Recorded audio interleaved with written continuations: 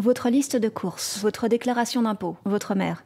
Salut, ai-je défoncé tout votre potentiel d'excitation sur 4 générations ? Parfait, parce qu'aujourd'hui, on parle d'une autre forme de pollution nocturne, notre petite voix intérieure. Sex and Sounds. Sex and Sounds. La petite voix intérieure. La mienne ?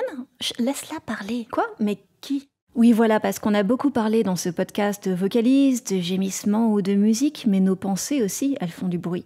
Et même de temps en temps, elles prennent toute la place. On fait l'amour, on se voit faire l'amour, on a conscience qu'on se voit faire l'amour, on voudrait se débarrasser de cette conscience, ce qui demande une autre forme de contrôle, ce qui... Mais tu m'interromps tout le temps avec ces sons. Tais-toi et finis la chronique. Bon d'accord. Or donc, cette voix est si omniprésente en nous qu'elle peut être instrumentalisée comme véritable technique sexuelle. On utilise nos pensées pour éviter d'avoir un orgasme, ou au contraire pour invoquer un fantasme qui va conduire à l'orgasme.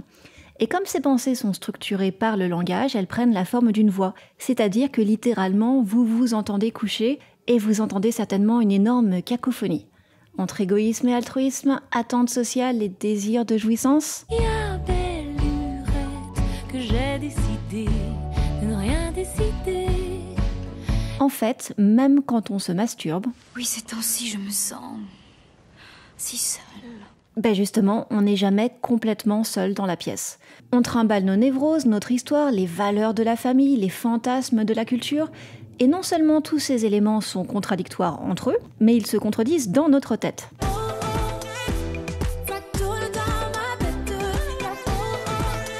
Ainsi, Internet est tapissé de masturbateurs qui veulent arrêter la masturbation, de consommateurs de porno qui n'assument pas, de femmes simulatrices et d'hommes traumatisés. Ces contradictions, on ne peut pas les évacuer, on ne peut pas les résoudre.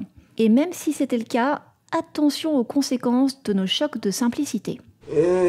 Hey, j'ai perdu mon pénis. Ouais, au minimum, on perdrait 3 tonnes de tension érotique. Et je sais qu'on a pas mal parlé de mensonges dans ce podcast, mais le plus compliqué, c'est encore de ne pas se mentir à nous-mêmes. Ça tombe très bien parce que moi aussi j'ai envie de baiser. Par contre, t'es beaucoup trop moche pour que je le fasse sobre. Et par ailleurs, il est délicieusement ironique de constater que même si la sexualité nous est vendue comme l'activité par excellence de partage, de fusion, on oublie parfois de s'écouter soi-même. Arte Radio. Et pourtant, ce qui fait le plus de bruit dans notre sexe, ce qui fait le plus de bruit dans nos têtes, Point. c'est encore nous-mêmes. Comme